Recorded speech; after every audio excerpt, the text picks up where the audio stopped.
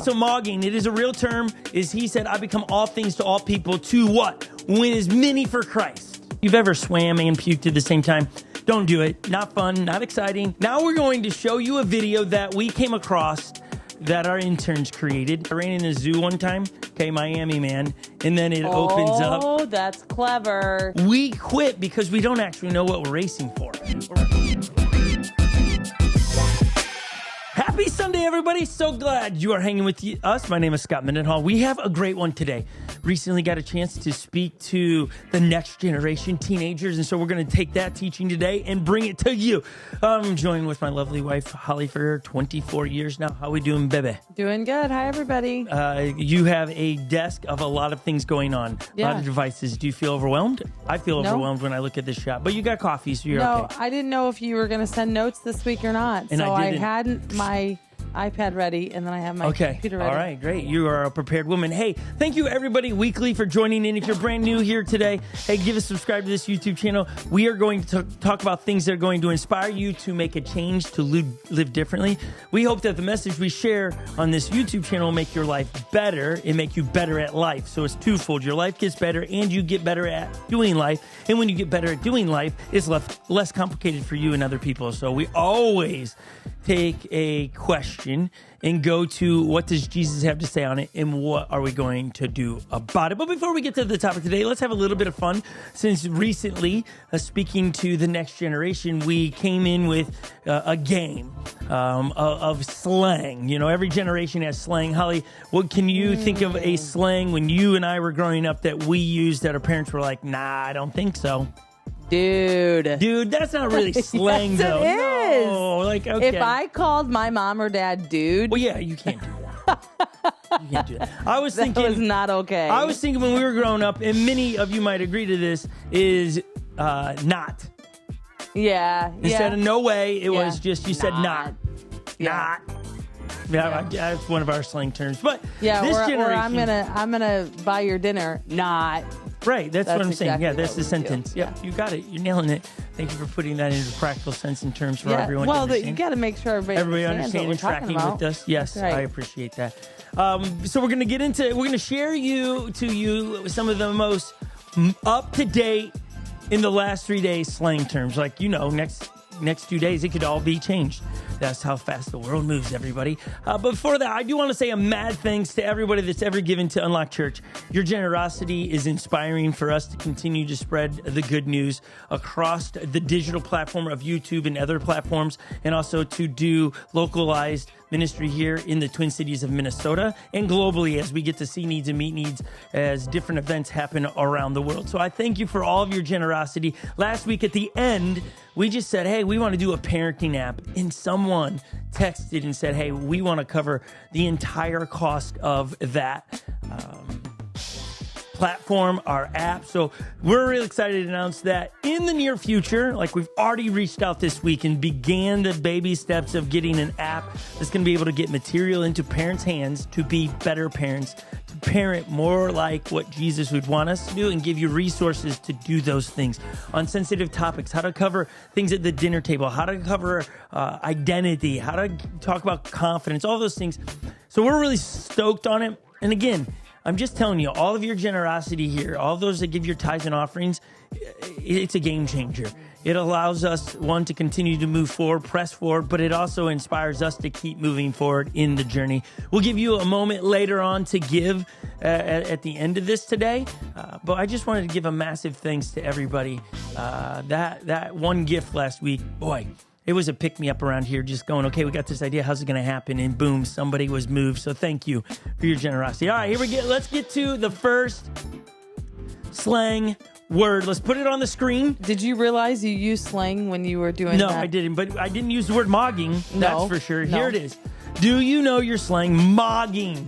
Is it a stinking worse than a dog or a bog? Sorry, stinking worse than a bog. Is it like stinking worse? Dominating through looks, a traveling bog. Okay, let's come back into the studio. Holly, have you ever used the word mogging? No. I don't think so. No, come on. I was trying to think, did we use it when, what's clogging? It was clogging I was like, did we ever use it when clogging was popular, but no, we didn't. Clogging was popular? Remember when it was a the river dance? Yeah, everybody was like everyone is this. We lived in two different worlds because clogging. I never put on wooden shoes and went around banging floors. It was a big deal for a while. So mogging, it is a real term. Young people are using this across the world. Mogging. Once again, here are your options. Even your options are awful. Okay, let's put that slide back up there. Stinking worse than a bog. A bog is a floating island across lakes, okay? They do stink. They can stink. And traveling bog, okay. I mean, the only one you got to go with, I think, is you got to go with B, because I don't think they're going to use a term. The answer is B, everyone. Dominating through looks. Holly, use mogging in a sentence for us. You're mogging that shirt today. Yeah. Dominating through looks. There you go. See, it's just mogging. That hairstyle, Holly, you are mogging it. Yeah. I don't know, it just it feels really weird. Instead of just saying you look hot today, I mean, you just say, moms, dads, we're partnering with you if you have teenagers. There you go. You're in the know. Yeah. All right, we're giving you 3, so that's 1 of 3 today. Yeah, say to them as they're going out the door. We want you to sit back and enjoy a little bit, smile a little bit, and so we're going to have a little fun with you today. Okay, your second most important slang term you need to know of this generation Alpha, is right here. We're going to quiz you. What do you think this term is? Let's put it on the screen. The word that we're looking for you to define is pookie. Do you know your slang? Pookie. A key made of poo.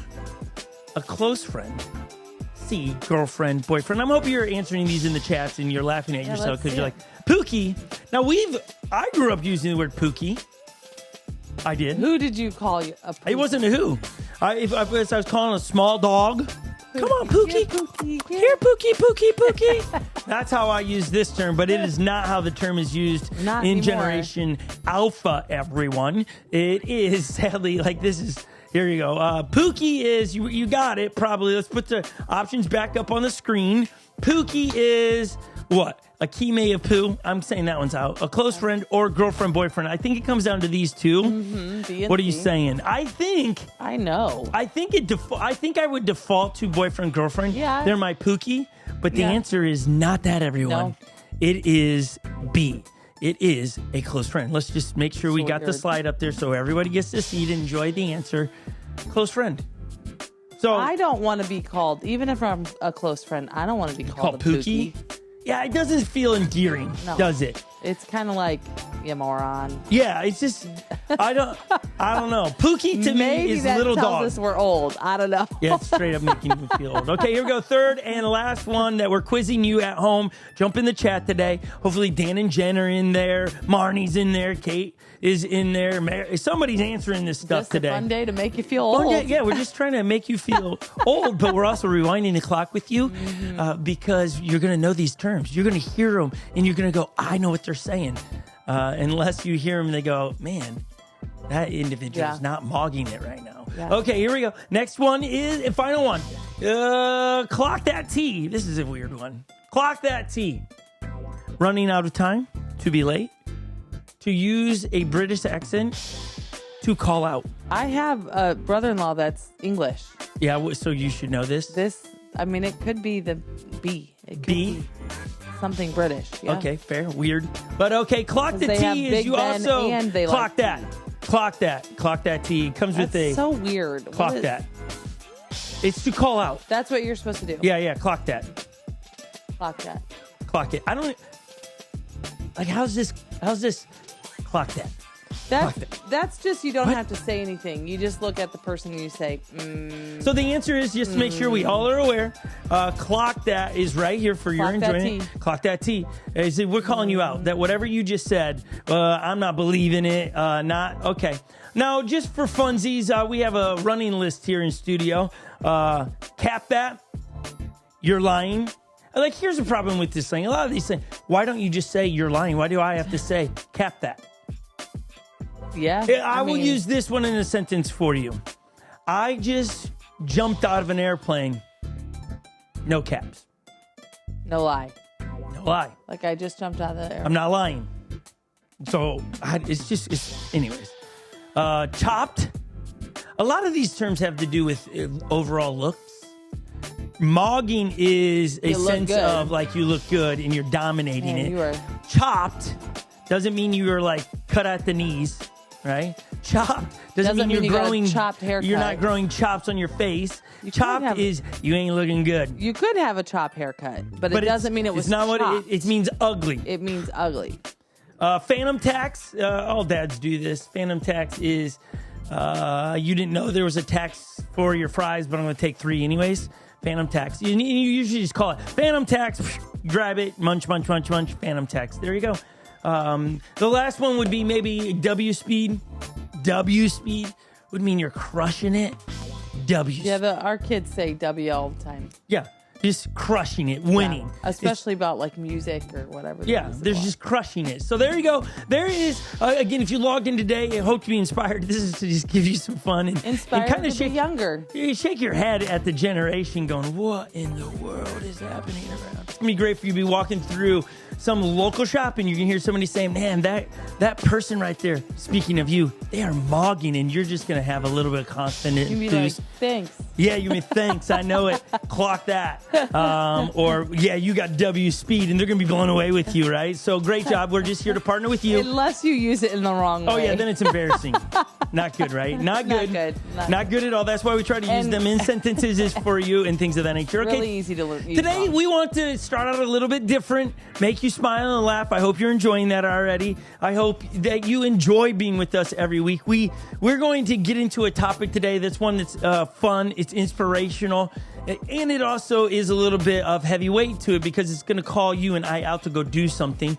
We're going to use Paul from the Old Testament, or New Testament, sorry. He's going to inspire us to do something inside of life. And something unique is happening this week. For the first time, and I don't think ever it's happened, we have a guest speaker that is flying in on Saturday evening that's going to speak locally in Minnesota. So you're watching this, and we're not teaching on this in our local movie theater this week. Next week, we will have what we do here locally. You'll be online. So we're going to flip-flop the weeks. And so you guys here online get to hear this topic. In 2 weeks, we're going to do it live on Sunday. And then you're going to get to hear from Dr. Paul Middleton here on next Sunday. Don't miss it. And that's right. It's a doctor. He has a doctorate in theology, I think, or biblical study. One of those things. The dude is... You want to be deep? We got him. He's coming in. We're going to sit down and have a conversation with him on how to weather life's storms. So he's gone through some stuff. He's going to come through the storms, through theology and how to handle those things. So don't miss it. It'll, I want to give some of his story, but it is surprising the things he's had to walk through, him and his family, and how he's weathered this storm. So don't miss next week. Put a reminder, Dr. Paul Middleton will be with us. So we're excited about that. Today, way opposite than a doctor, okay? We're trying to have a little bit of fun today just to make it light and fun for you. So we hope you enjoyed that segment. Now we're going to show you a video that we came across that our interns created. We have 3 interns that are paying to be discipled by Unlocked Church. Discipled in spiritual matters, theological matters, and in biblical studies, but also in leadership, in learning technology, how to edit videos, run social media, and all those different things. 3 of them, they come in every day. They spend time in the office. We have different lecturers come in and teach them a whole bunch of things. So it's a great experience, but they are working and serving you. A lot of times they run the equipment and technology in there in the room. So we want you to check out this video that they created that's to start the conversation about running your race. Enjoy this video. We'll be right back.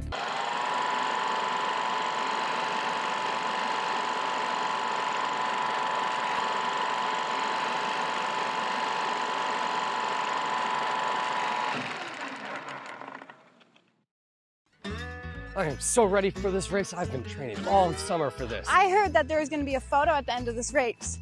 I may have been born to strut, but I'm going to provide a photo finish. Hold my stuff, Socky Socks. I need to make sure my lips look good. Is that a taxi? Thought this was a foot race. Scott can't allow that. This is totally legal. I asked him. All right, Jogwood, prom queen, I'm gonna beat y'all. On your mark, get set, go! Hi, Faith. I'm gonna beat you. That outside to Chloe and Brendan. I'm gonna win. No, I'm gonna win. No, my hamstring. No, this is. Another one bites the dust. Yes, Olives, I knew I'd beat you. Wait, my phone! It died, the connection! No, my phone! Where are you? I'm gonna beat you, Big Lips.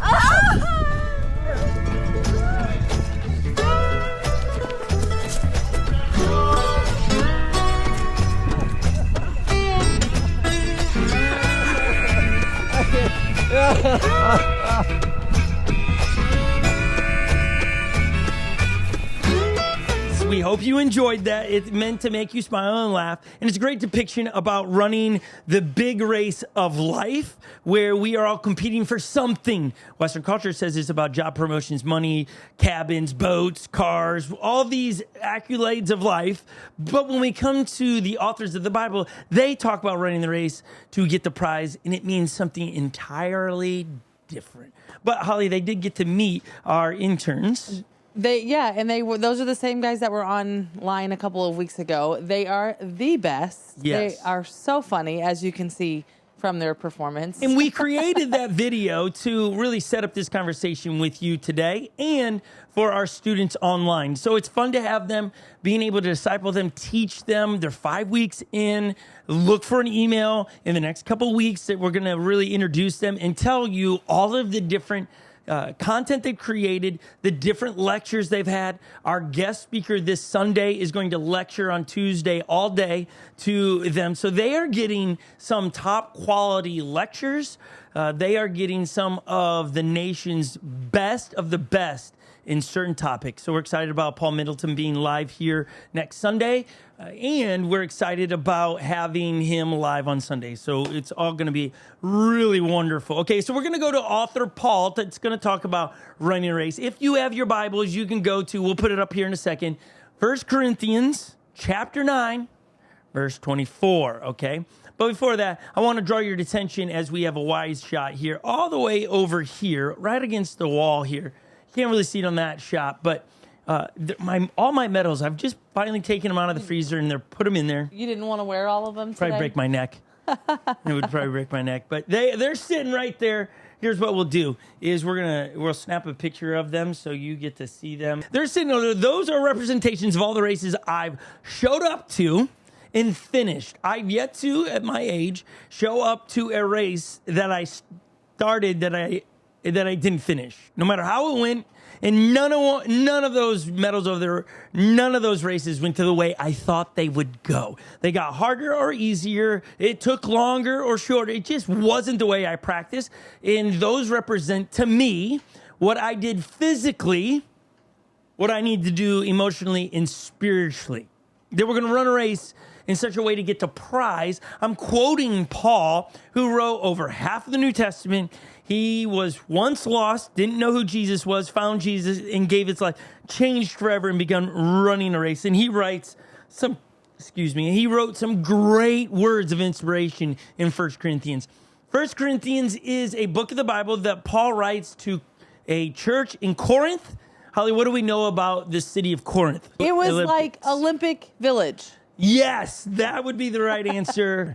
So that's what I was looking Corinth for before. is the Olympic center of ancient times where if you wanted to compete, you would go there and train. Their games didn't look like our games, like modern day, like there was no bobsled. At the time, there was no... Maybe it was more there like was no lifting weights. Roping. I don't know. No, that wasn't even a thing yet. But they would lift cattle. That's a close one. They would literally lift a cow or something like an animal. That was their Olympic Games. But this was a training facility. It was about being the best of the best. So when Paul's writing, he's trying to relate to those in Corinth about being an athlete and the things they're striving for. And so that's the big context of 1 Corinthians chapter 9, verse 24. However, we're going to bump back one verse. We're going to put it on the screen for you. Let's read this because this is so good. This is insightful. Here's what it says. I do all of this for the sake of the gospel, that I may share in its blessings. Okay, that's verse 23. Holly, what do you think he's saying there? I do all of this. Just straight shoot. The training, the work. What I love about the way Paul writes, he is probably referring to what he just wrote and what he's going to write. And what he had just said before this, me paraphrasing, is he said, I become all things to all people to what? Win as many for Christ. Right. That means I relate to everybody. The athlete, I relate to the business person. I relate to the male person that delivers mail. I relate to them. The person that hates the world, I relate to them. I'm going to do all of this in such a way to spread the gospel, the good news. So he's becoming all things to all people. Now, put that verse back up there one more time, 23. Let's read this verse. I do all of this for the sake of the gospel. Not for his name's sake, but for the good news. Let me ask you this question. We're going to ask a lot of questions today because I think it's important for you to ponder on, think upon, meditate on. What is it that you're doing for the gospel?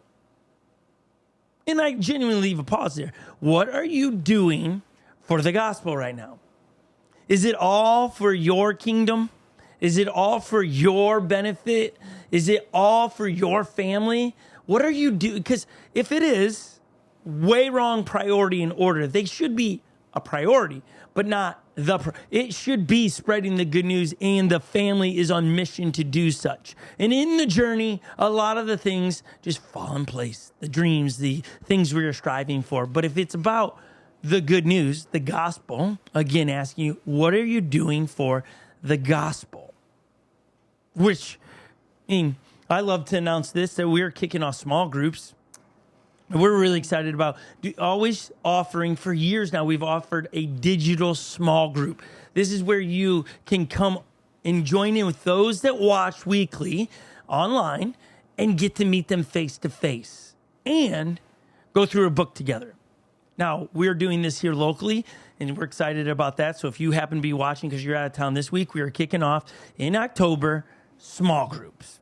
Okay, really excited about it. The book we're doing is one of my favorite books. It's an older one, but I try to come with books that I've read that inspired me to get to me where I am today. So we're going old school, but it's so new school because if you haven't read it, you have no idea. It's old or new, okay? But here it is, The Wild Goose Chase. You need to purchase it. Mark Batterson, it's just so good, okay? Rediscover the adventure of pursuing God. Yeah, it's a chase. It's a chase. It's trying to describe what it's like in pursuing God, and he ties it to trying to chase down a goose. Going to be such a fun small group. Now, Jen and Dan from South Florida, but they're Florida, they're Tampa Bay area. Jen's like, I want to lead this small group. She's felt a long time of doing some kind of small group, and all of a sudden she landed here, which we were excited for and been praying for, somebody that would be inspired and excited about doing digital small groups, and she is excited. Yes. Dan and Jen have been a part of our church since 2020. They have been in every digital meeting and small group, all kinds of different things, showed up to our local mission trips and camps. They are rock stars. They're going to lead this small group. Though the date for that small group is what, Holly? October 16th, they're going to kick it off. And that's going to be on Thursday. Okay, Thursday, October 16th, which is about 2 weeks from now. Yeah, so and then they're going to continue. She's going to lead the first and third Thursday of the month. So that way they're going to start on the 16th and go first and third. The first and third. It's always the first and third Thursday. Okay. And then once this begins, she'll communicate, and you guys will figure out what works best. That's what we love about these year-long small groups, is what's the rhythm for the small group. So it's going to be the first and third Thursday of every month. If you want to sign up, click the QR code. Now, if you're watching on your phone, just screen save this, and then you'll have the QR code. If you really want to be really savvy, you can go to unlockchurch.com, go to small groups, and sign up. There's the QR code. We're excited about doing life in circles, not in rows. A lot of churches use this terminology, but small groups are to connect us together. We would love to see some new faces in this digital small group. It'll be through an app called the Go-To Meeting app, and in through there, it'll be a chat room. It's wonderful. It's 1 hour long, and it's really to inspire all of us to take our next step in the journey for the gospel. helping us figure out these questions. And so we're excited about that. Don't miss this opportunity. And so, small commercial for that inside of this. What are you doing for the gospel? Well, Jen and Dan can answer, right here. We are giving up our time to spread the gospel and help disciple people through this small group. Can you answer those questions like Dan and Jen today? Let's go to the next verse in here, because here's the meat of today. Do you not know that in a race, all runners run, but only one gets the prize? Run in such a way to get the prize. I've already quoted verse 24 all day today, but what's the race, Holly, he's referring here to? Is it the race of life? Yes. Okay. Well, Now you're backing up. You're all over the place. That's what we're talking about. He's referring to just like a race, like running race, like maybe track and field. Okay. Right? You think? I don't think this is not a pep talk before a 110-meter hurdle race, okay? Okay. So he's not talking about a race. It's an analogy. It's a bit of us understanding. He's not actually talking about you and I running. Do you not know that in a race, all runners run? Yes, we understand this, but only one gets the prize. Running in such a way to get the prize. The question we would need to ask when reading this, what's the prize? Spiritually, not in the Olympics, not in every race I've raced over there. What's the prize?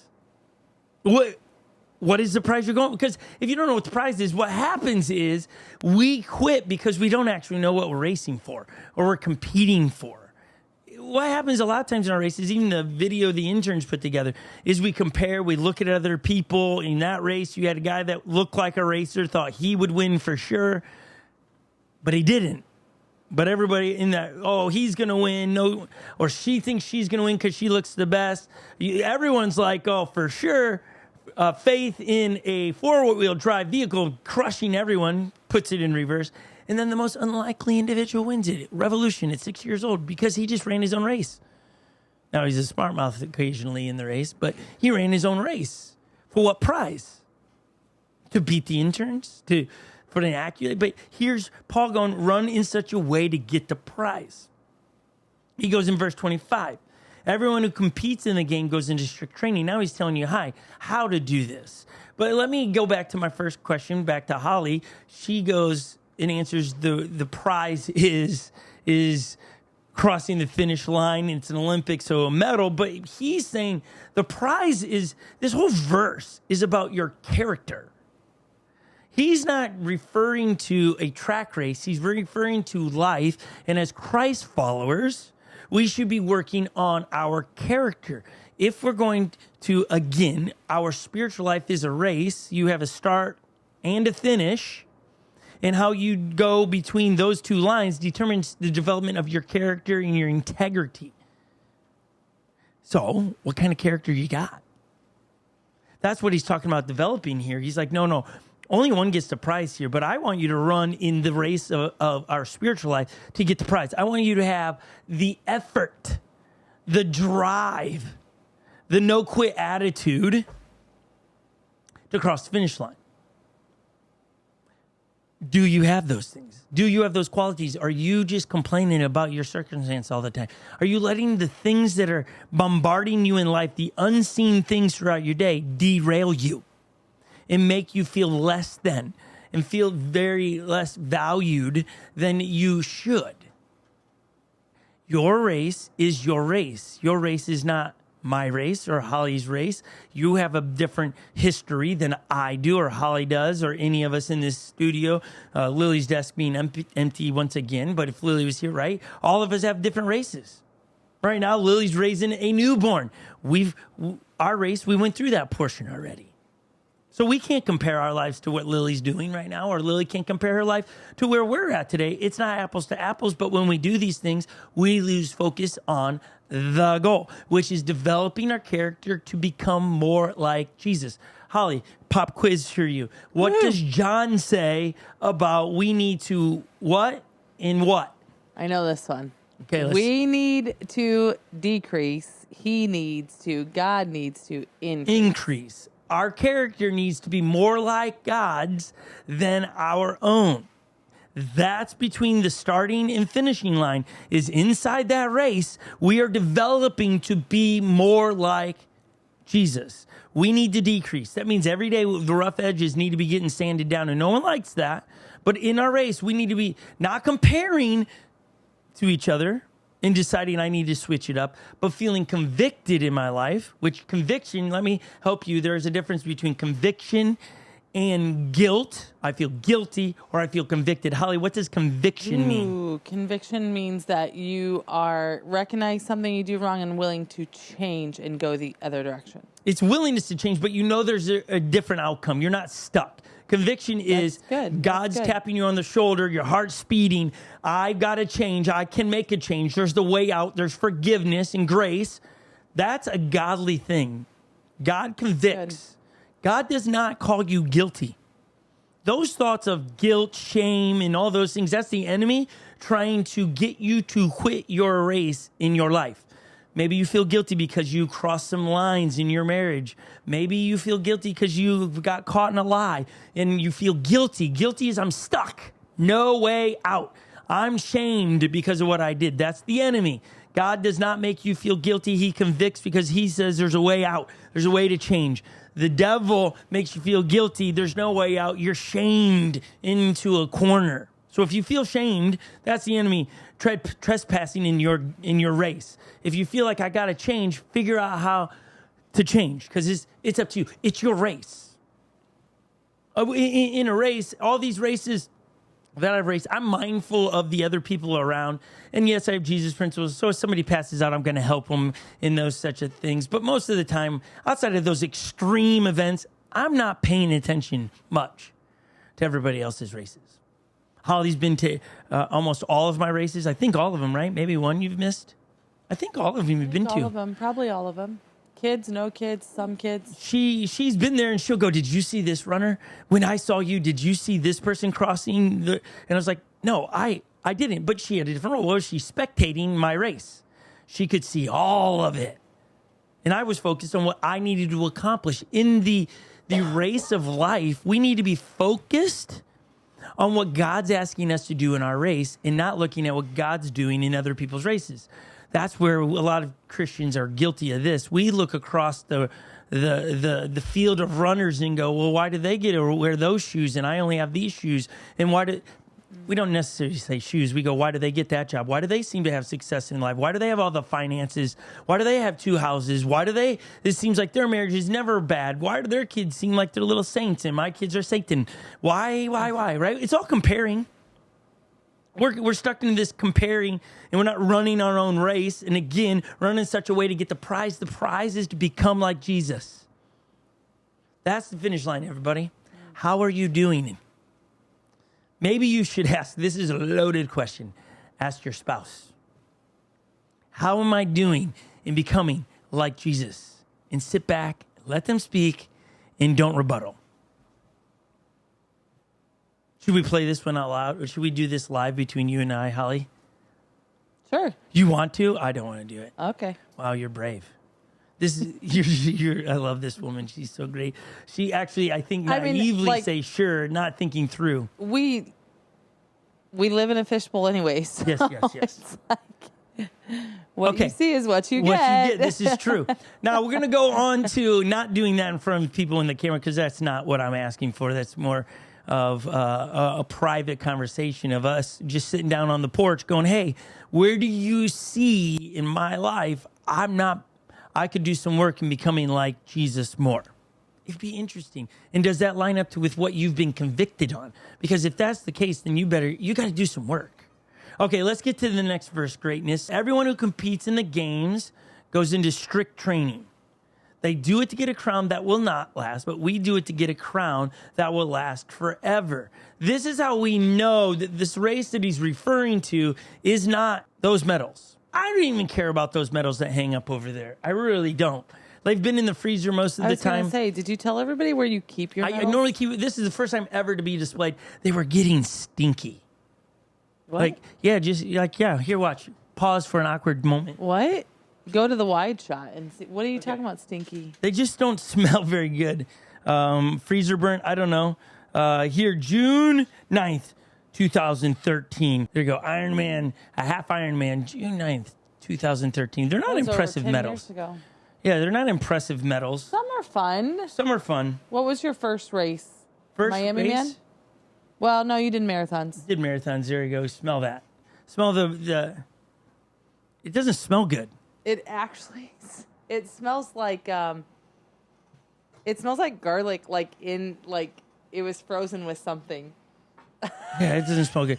Now, because in the games I Weird. compete in, I'm getting these silly medals, but they got to make them feel like, oh, I want that medal. I'm going to suffer. Like, look this. I ran in a zoo one time. Here's the zoo. Okay, Miami Man. And then it opens up. Oh, that's clever. And then you have Finisher. 2012 finisher with all the animals and on the back of it. That was your first triathlon. It's one of them. 2000. Yeah, that would have been my first triathlon. Half Because Ironman. you did Ironman before that. I mean, Yeah. marathons before that. I mean, they're not that impressive, everybody. And they don't last. Like I said, they're starting to stink. The only thing that's kept the medals from probably tarnishing is the fact that they've been in the freezer. But maybe they did. Maybe they got up against garlic or something because they know. do have a smell. Yeah. And it was strong when I opened it up on Wednesday to show this. Kind of foodie. This Kind of Asian. Yeah.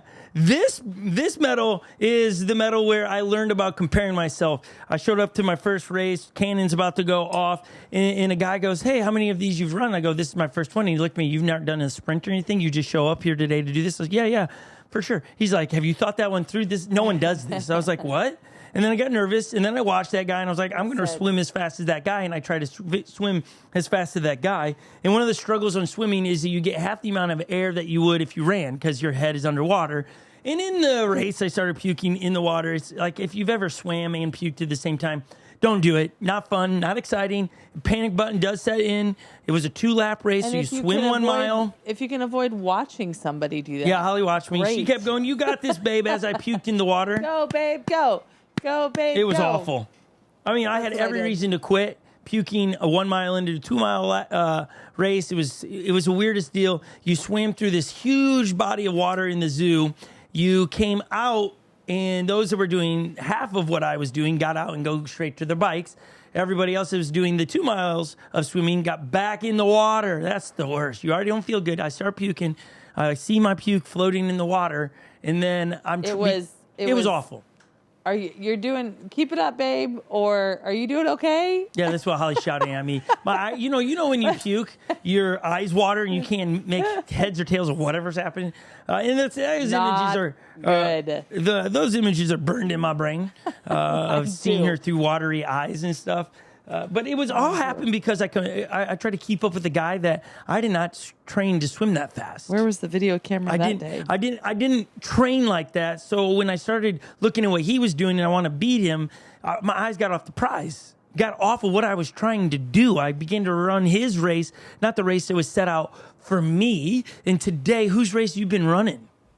Whose lane have you been bumping into spiritually? You're trying to go, oh, I got to be like that person, like this person. It's fine to use those as inspiration, but when you genuinely are trying to compare yourself, I need to work on that and that because somebody else says so. You better fact check that with God.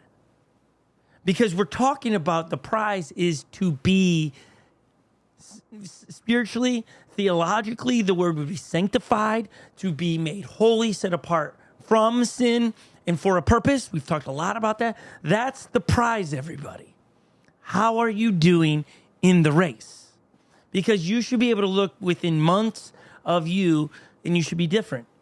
You're not standing still in a race. You're moving.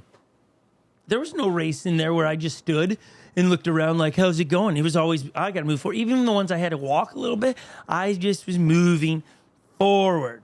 Okay, now let's get to the next verse there, greatness. Verse 26, therefore I do not run like someone running aimlessly. I do not fight like a boxer beating the air. He's saying, I'm not just doing foolishness. Holly, demonstrate for us what it looks like to just box the air without hitting the mic. Oh, we need music. And you need sound? I can't do it with my mic here. There's a feedback. Yeah. The fact that you still had to put sound in it after I said you need sound effect is great. Yeah. It's great. She's a great homeschool teacher, everyone right there. Who are you picturing to punch like that? That was a little intense. Jeez. just so they could see Your it. chair is all squeaky. I know I don't know it if they is. can It's hear bad. that. It's bad. Okay, They probably so can't. Paul's trying to say, listen, this is foolishness if you are running some other race and becoming like Christ. You look stupid. What? You look crazy. You look like it puts a smile on your face. I hope at home you're all smiling at Holly, because really when you watch people going after it, and we all get duped into this at times. We are running a race after something we should not be going after. That could be the cabins and the boats and all those things. When we're really striving and we don't care if it hurts people in the process, you know you're running the wrong race. You got in the wrong lane. And it's this today. This is a call back into your race. You are uniquely made. We talked about the thumbprints the other weeks. You are unique. Run your race, not somebody else's race. Whatever happened to self-discipline? To do what Paul's suggesting, you have to be disciplined. You have to be able to say, no, I'm not going to do that.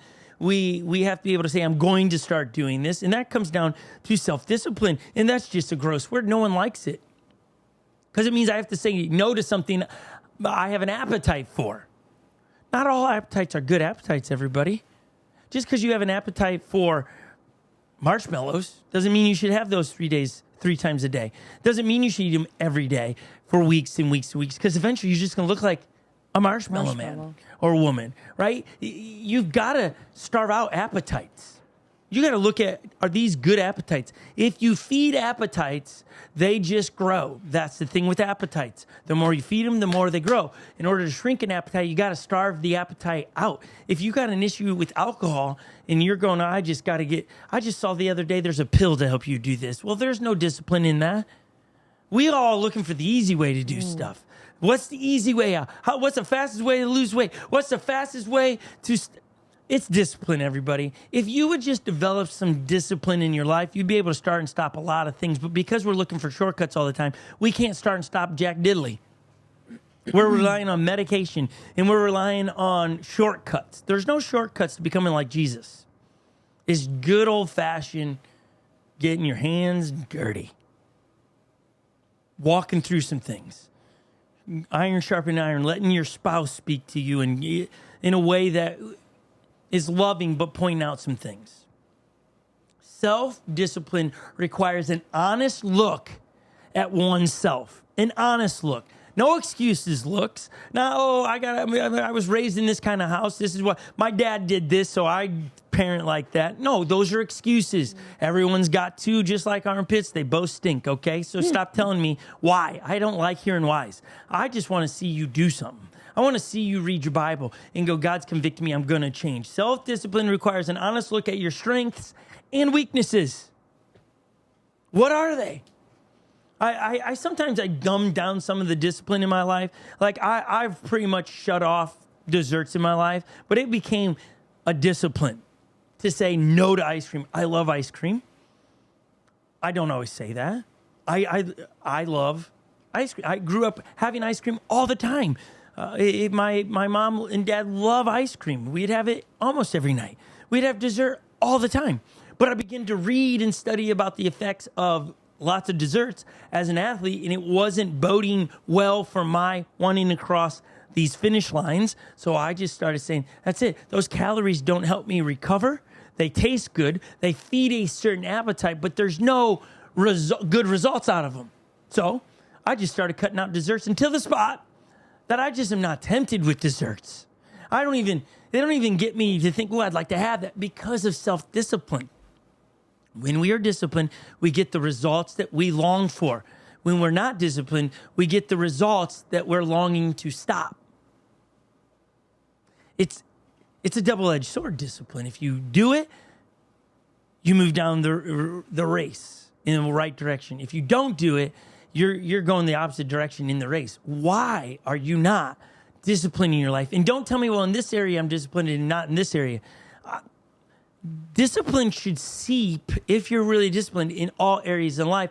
I think it starts, if you can discipline the body, you can discipline every area of your life. Paul actually begins to say that in the next couple verses. Let's put that on the screen. He goes, no. Paul says, no, I strike a blow to my body and make it my slave, so that after I have preached to others, I myself will not be disqualified from the prize. Now, let's back up one greatness. Let's read 26 and 27 together. Therefore, I do not run like someone running aimlessly. I have a goal, he's saying. I do not fight like a boxer beating the air. No, I'm not going to do craziness. Let's get to the next one now. He says, everyone, no, go the other direction, greatness. You went backwards. Let's go forward. No, I strike a blow to my body. He's thinking, I'm disciplining my body to make it my slave, that it will do everything I want it to do. After I preach to others, I myself will not be disqualified for the prize. Okay. A lot of people say the prize is him making it into heaven, that he might lose his salvation. Way wrong answer on that. The prize is not. The prize is that he would not be a hypocrite. Number one issue people have with Christians today is that you call yourself a Christian and then you type away in Facebook and on social media and you speak hate and you use words and you discriminate and you're just a very mean person. It doesn't match up to what people say Jesus is. We can be truth-telling people inside love all day long. I'm not trying to, but man, when people go, that's not what I thought a Christian was, like, people were talking to us the other day. How is it that people can go sit in a church all day long, and then when they get out of church, they're looking, who can I have sex with this weekend? And they're married. And they're saying it to their friends that don't go to church. It doesn't make sense. It's actually gross. It's, how can you lie and cheat to get the promotion and work and call yourself a Christ follower? How can you backstab another person and call yourself a Christ follower? That's not right. And Paul's saying, I'm telling everybody about the good news. I don't want someone to look at my life and go, hypocrite, you're not doing what you preach. You're not doing what you say. So be careful what you keyboard warriors are doing. Is it something you're not doing in your own life when it comes to a certain area in your life? Could somebody see and examine your life and what you say and jump on and say the same thing to you, just changing a few verbs there? The answer is yeah. So I want to be slow to speak, quick to listen. That's the scripture in Proverbs. Be slow to speak, but quick to listen. Hear them out. Put yourself in their situation. They don't know Jesus. Well, at the end of the day, don't be a hypocrite. Paul is saying, I don't want to be a hypocrite. So I'm going to discipline my life. How do we discipline our life? We read books on a topic. How do we get better? We ask for accountability. Will you help me get through this? I want to drink less. I don't want to go see these movies. I struggle with lust, so I'm not going to watch these movies. I'm going to starve the appetites. What's the appetite that's ruining your life, ruining your marriage? What's the theme that constantly comes up? Are you constantly lying? Are you telling white lies? Doesn't matter the color you give it, it's a lie. We've got to starve out these appetites. We got to decrease their appetites. We're going to starve them and we're going to feed the good appetites. I know that as a Christ follower, you have an appetite to get the prize to be more like Jesus, but are you feeding that appetite? Jesus says, blessed or happy are those that hunger, have an appetite for what, Holly? Righteousness. Paul uses the idea that to these athletes, this requires hard work. Have you heard me say that? I don't think marriage is hard. Parenting is not hard. Being a coworker is not hard. Being an individual in this world, in different areas of our life, not hard.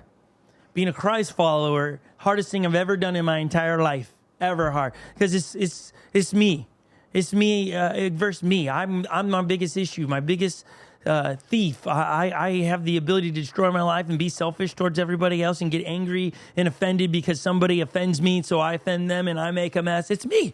I complicate all this stuff. I make parenting hard because my kid wants my time and I haven't got my time, and so I'm upset at them. Or marriage is hard when I become selfish because I want the money to be spent in this way and Holly wants it to be spent over here, or we want to dig this tree up, move this tree there, we want to do this, we want to buy this car, we don't want to buy this car, right? It's all about our selfishness is what makes things hard. And Paul's trying to really shine light on all of this, that, hey, listen, running this race is hard.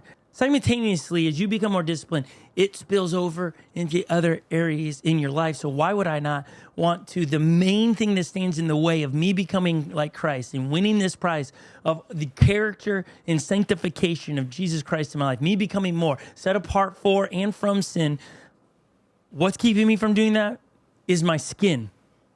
I better figure out how to discipline my skin instead of giving it and feeding it everything it asks for. The power is in your hand. You possess it.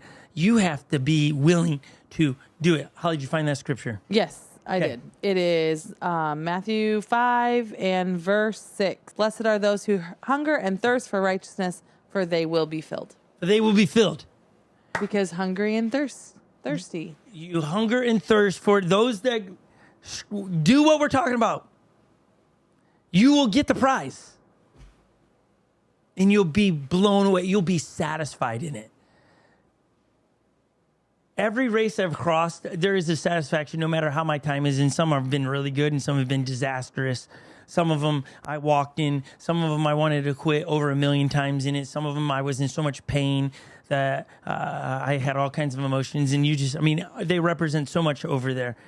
But when I finished the race every time, there was a satisfaction, a peace that comes over going, I did it. When you win in those dark areas in your life, and it might take time, it might take seasons, but stay at it. You are worth fighting for.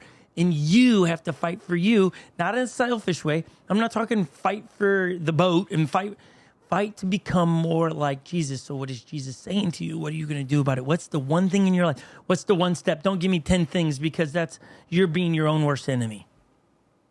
What is it you need to stop and start? Because this is those things. These are the track records that people will look at and go, oh, this individual talks to me. I need to change. Look at them. They're changing as well. Then you're no longer being disqualified from pointing people to Jesus. You don't lose out on the privilege to be able to point people to Jesus because you are striving and longing for and doing the hard work to become more like Jesus. And it starts in the home. It doesn't start at work. It starts with the individual you're married to. And it starts with the individuals in your home that you call your children. It starts there. This is what makes families matter. That when we begin to run our race and find discipline, we inspire those inside our house to do the same thing. Mom and dad, you cannot live a life that says, do as I say, not as I do. Don't work like that.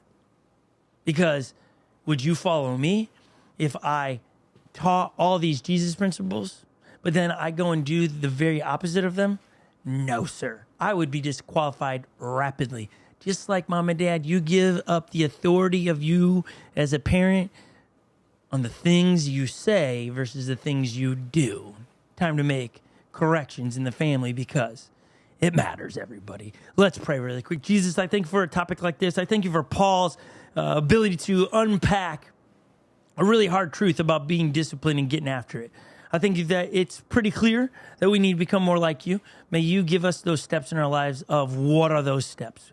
What are those things that we need to do in our lives to become more like you so that we can continue to run this race to be more like you? And at the end of it, we don't lose the right to point people to you, Jesus. In your name, amen.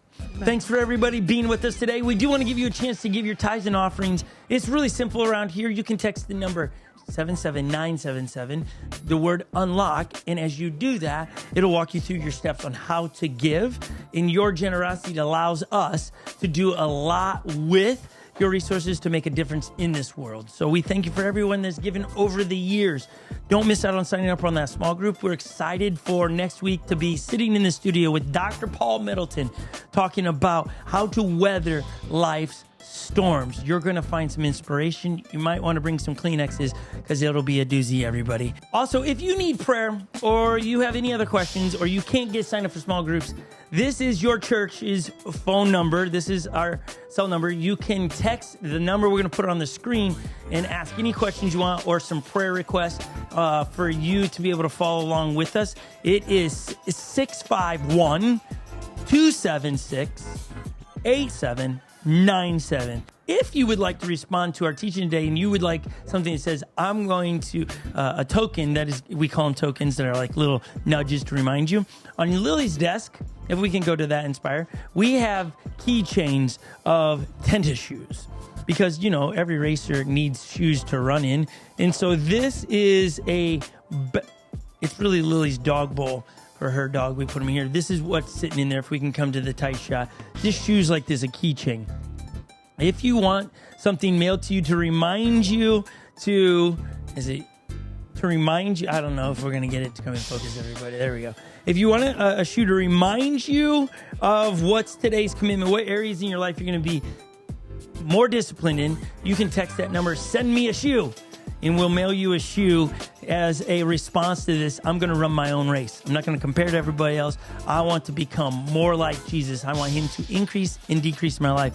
Grab one of these, but your grab is your response today is texting that number. Everybody, thank you for joining us today. I hope you enjoyed this one. Can't wait to see you guys next week because this one, everyone, is coming to an end, everybody. Holly, thanks for being with us today. Yep. Bye, everybody. Bye, everybody.